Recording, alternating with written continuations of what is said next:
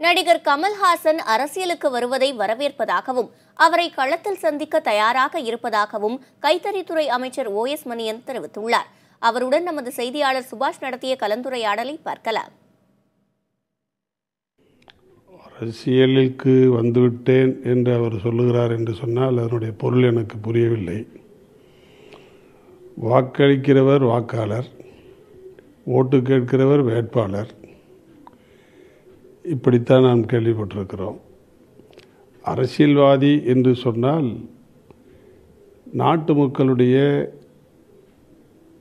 சுக துக்கங்களில் பங்கெடுத்து கொள்ள வேண்டும். இப்படியெல்லாம் வருகிறவர்கள் தான் அரசியல்வாதிகள் என்று சொல்கிறார்கள். அவர் எப்படி அரசியல்வாதி என்று சொல்கிறார் என்று எனக்கு புரியவில்லை. அது மட்டுமல்ல, ஏற்கனவே தமிழக அரசில் பல்வேறு துறைகள் ஊழல் இருப்பதாக சொல்லி அவர் இது போன்ற குற்றச்சாட்டுகளை ஆவணப்படுத்துங்கள், அதற்கான ஆவணங்களை அமைச்சர்களுக்கே அனுப்புங்கள் அப்படின்ற இணையதள முகவரி எல்லாம் அதில் கொடுத்திருக்கிறார் அந்த அறிக்கையில். அதை எப்படி பார்க்குறீங்க? இப்பொழுது அவருடைய திரைப்படங்களை காண முடியவில்லை. ஏதோ எடுத்து கொண்டிருக்கிறார், வந்து கொண்டிருக்கிறது, வரும் என்றெல்லாம் சொல்லுகிறார்கள். அதனால் இப்பொழுது அவருக்கு நேரம் அதிகமாக இருப்பதாக நான் உணர்கிறேன்.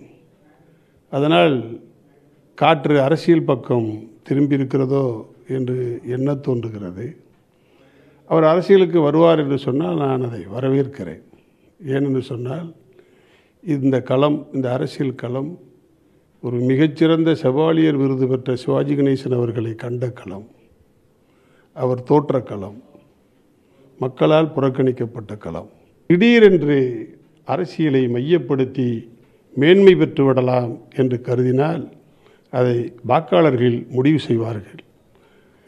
எவர் வேண்டுமானாலும் அரசியலுக்கு வரலாம், அவர் வேண்டுமானாலும் அரசியலுக்கு வரலாம். வரவேற்போம், களத்திலே சந்திப்போம்.